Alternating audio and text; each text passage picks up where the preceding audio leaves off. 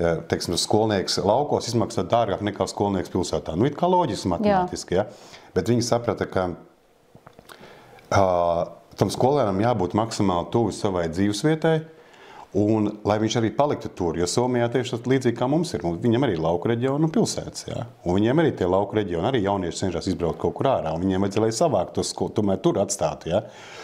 Un dažādas šīs iniciatīvas tika veiktas un saglabāt maksimāli šīs skolas, šīs mazās autentiskās skolas, kur pat bija 11-20 bērni, ja? Un tad, kad bija Somijas pārstāvi atbraukuši, viņi to stāstīja, visi ministrijās tad atceros, visi klanīja galvas un teica, jā, brīnišķīgi, mums arī vērts pārņemt un skaists un forši, bet nu nekas jau no tā nav darīts, jā, viss ir tikai darīts pilnīgi pretēji, jā, un paskatoties uz ik pa laikam mēs liekam it kā priekšā, redz kā Somi, redz kā viņi malači, jā, viņi tur to, viņi tur šito, ja, tur tāpat slavenā Nokia jau un Somu un vispārējais.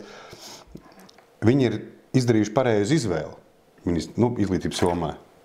Mēs neesam. Un tas skolas tagad ir sagrautas, un es ticu, ka tas atkal atgriezīs atpakaļ. Ka mēs tās skolas atkal atvērsim atpakaļ, tās mazās skolīņas, ka viņas atgriezīsies un laukos cilvēki atgriezīsies, bet pagaidām ir jānomainās vēl, man liekas, kaut kādai politiķu paudzei jānomainās.